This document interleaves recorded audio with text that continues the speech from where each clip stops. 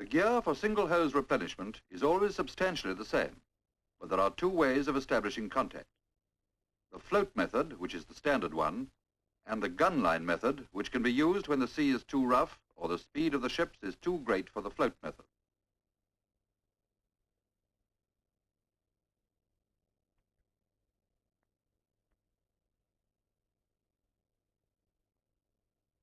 The layout of the rig in the tanker is best described by diagram.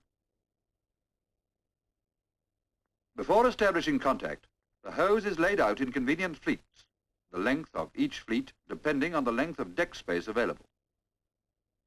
An easing out wire, which is used to control each fleet as it is streamed, and to recover the hose when fueling is completed, is shackled to the forward end of the first fleet, then led right forward through leading blocks to the windlass or a winch.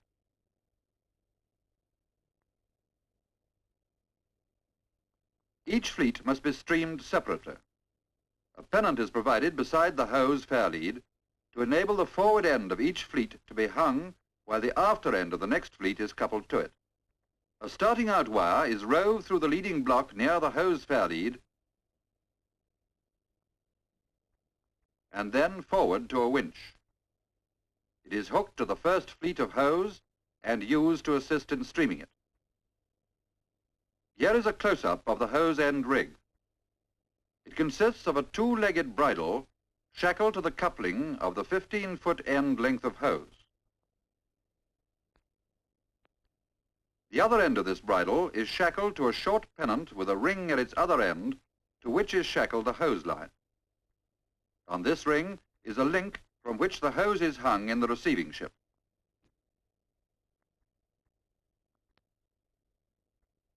Also on the ring is a small pennant with a swivel which is shackled to the conical cap on the end of the hose.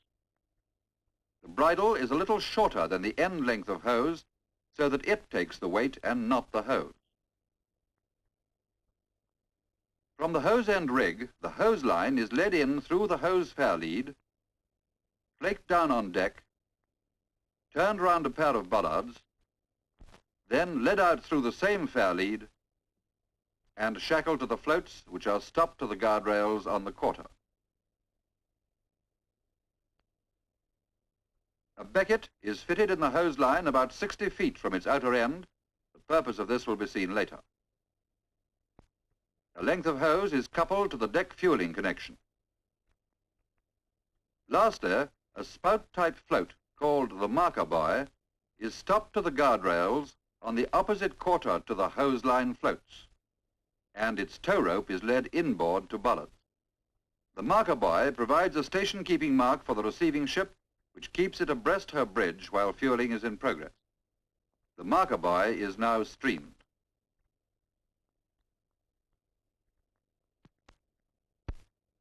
Here is the marker buoy being streamed. It is veered to a distance depending on the type of ship to be fueled and the weather. The floats are streamed, followed by the hose line.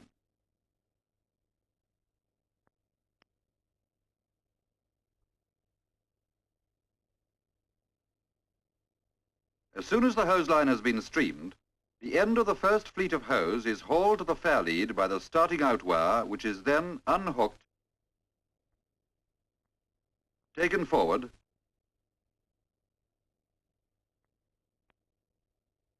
and hooked on again to the first fleet. Here is the first fleet being streamed,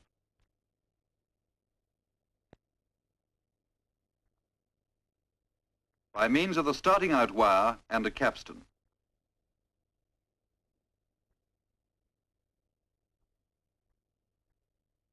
When sufficient hose has been streamed to grip the water, it will run out by its own momentum and the starting out wire can then be dispensed with.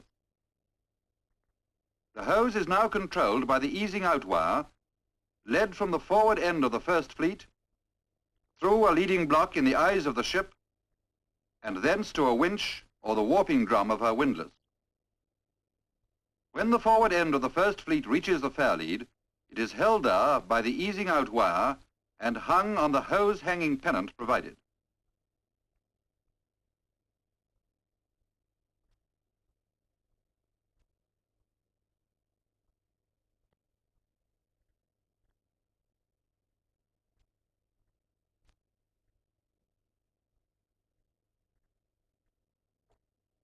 Now the easing out wire is slacked away, unshackled, and taken forward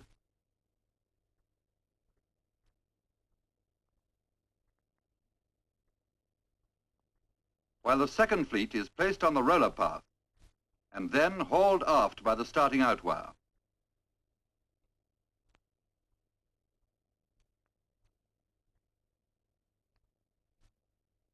The two fleets are then connected.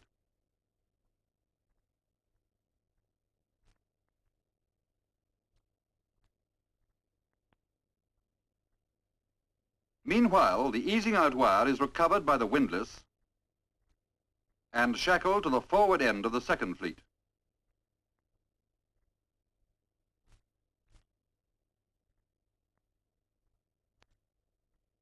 The weight of the second fleet is now taken on the easing out wire.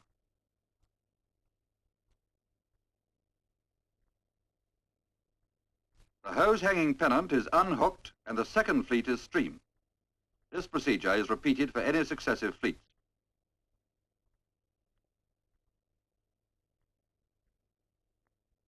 When the full length of hose has been streamed, the forward end of the last fleet is hung on the hose hanging pennant and coupled to the length of hose leading to the deck fueling connection.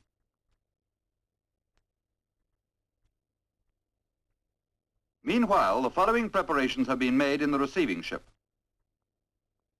A short length of hose is coupled to the forward deck fueling connection. A hose hanging pennant, with a senhouse slip on its end, is shackled to a clench amidships just before the hose fair lead, and two grapnels on lines are provided. When both ships are ready, the receiving ship closes the hose line from astern of it and grapples it.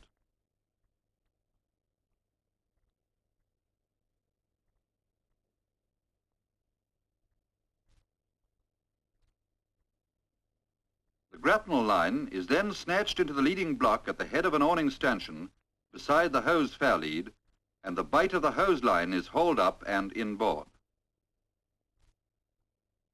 The buoy or buoys are then recovered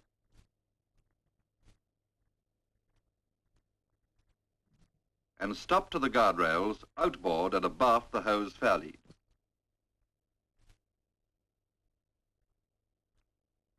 The bight of the hose line is hauled in by hand until sufficient has been recovered to enable it to be taken to the windlass.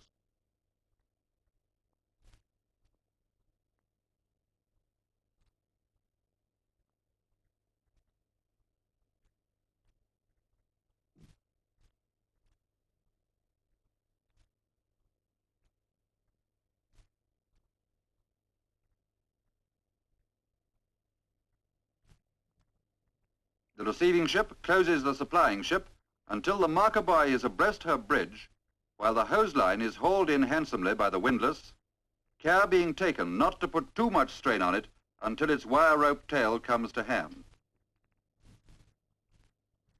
The end of the hose is hauled up from the water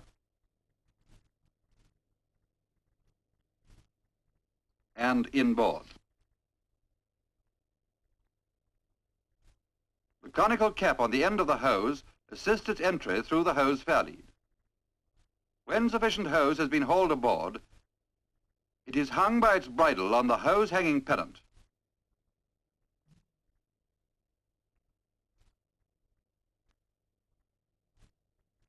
The senhouse slip being secured through the link on the ring of the bridle.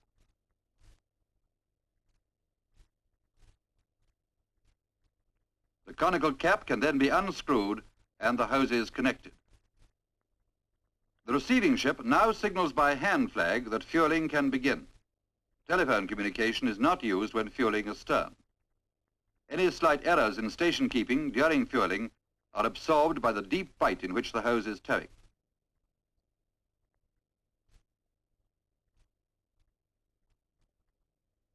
When sufficient fuel has been transferred, the signal is passed by hand flag to stop pumping, and the hose is blown through with compressed air to empty it of fuel. To disengage, the hoses are uncoupled and the conical cap is replaced on the end of the supplying ship's hose. The weight of the hose is taken on its hose line and the hose hanging pennant is cast off.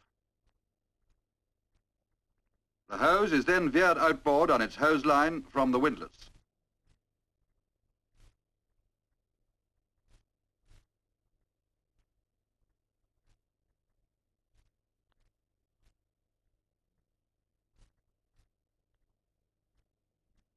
As the hose is veered astern, its bight straightens out, thus decreasing the strain on the hose line, and when nearly all the hose line has been streamed, it can be hung on the hose hanging pennant by the becket, which, as already mentioned, is fitted about 60 feet from its end.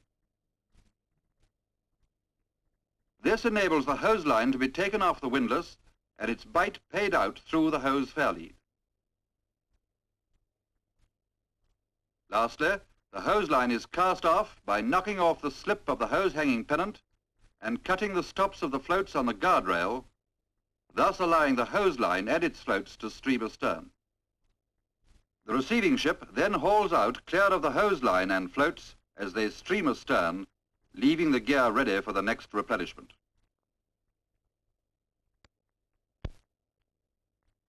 For the method of establishing contact by gunline, the hose is streamed in a bight with its end towing close astern of the tanker.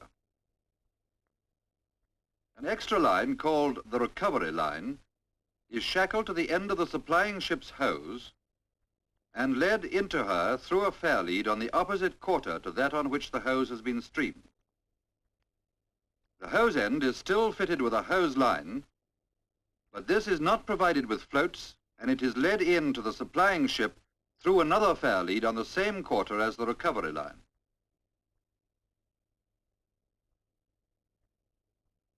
The receiving ship then closes the quarter of the supplying ship, and when within distance, the latter passes across a gun line and a messenger to which is clipped the end of the hose line.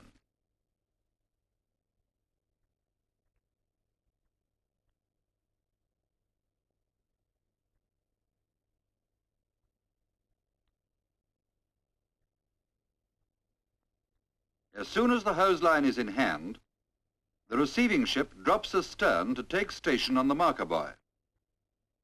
At the same time, the supplying ship veers the recovery line so as to keep the end of the hose abreast the receiving ship as she drops astern.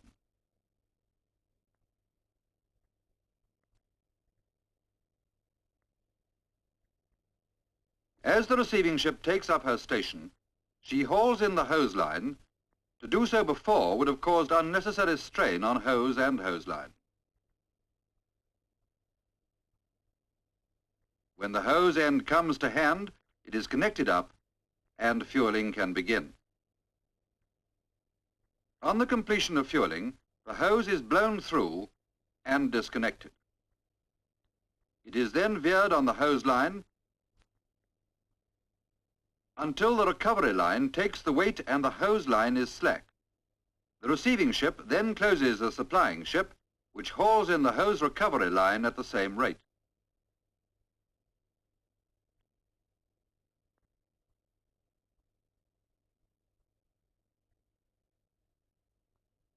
When the receiving ship is in station on the quarter of the supplying ship, the latter fires another gun line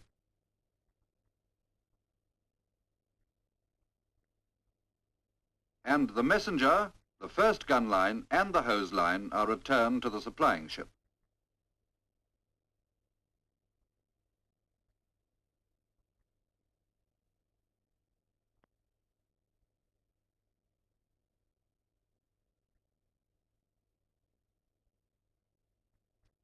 The receiving ship shears off and the supplying ship is left with the hose towing in a bight astern ready for passing to the next ship.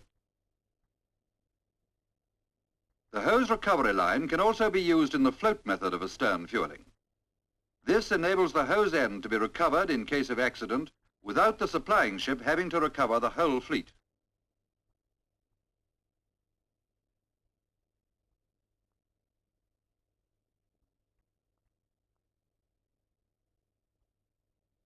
By this method, the rate of fueling can be increased and different liquids can be transferred at the same time.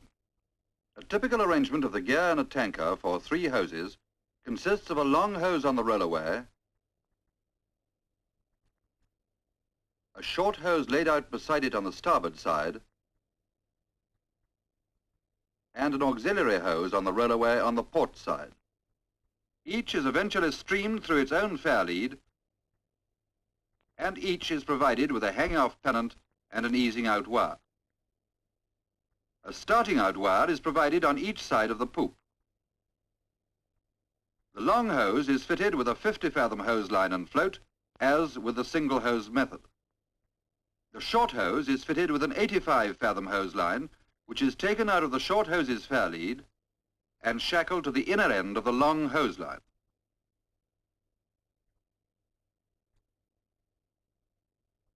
The auxiliary hose is fitted with a 75-fathom hose line. Its end is taken out of the auxiliary hose's fair lead and inboard through the fair lead of the short hose. It will be shackled later to the end rig of the short hose before it is streamed. No hose recovery lines are required.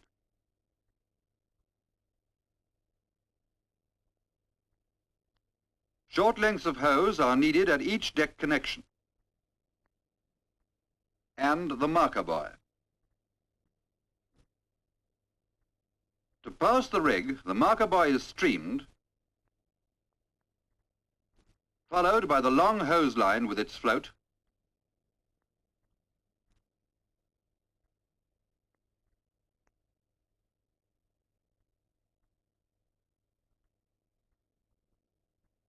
and the long hose in the normal way. When the inner end of the long hose is clear of the junction in the rollaway, it is hung on its pennant. The short hose is placed on the rollers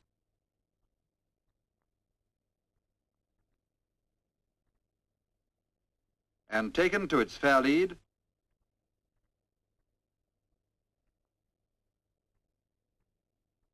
where the auxiliary hose line is shackled to its end rig.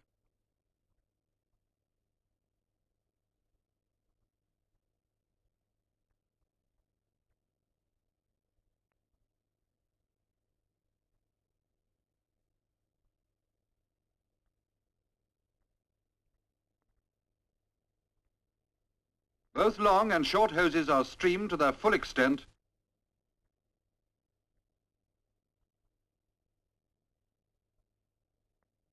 hung on their pennants and connected up. The gear is now ready for the receiving ship to grapple. The receiving ship closes the float, grapples the long hose line in the usual manner,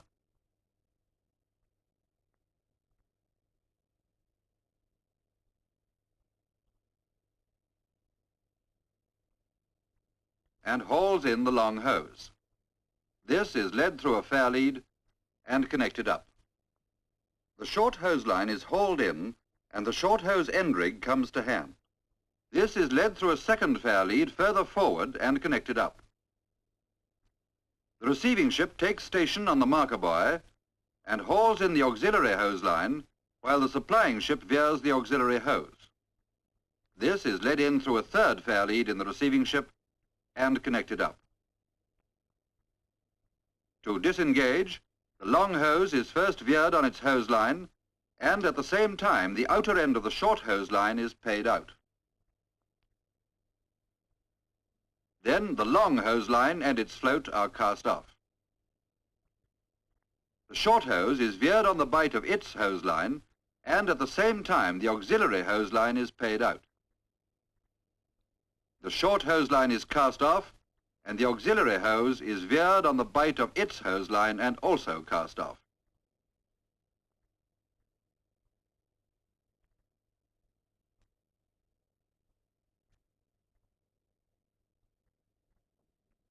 The supplying ship then recovers the auxiliary hose by its easing out wire, leaving the other two streamed in readiness for the next ship to fuel.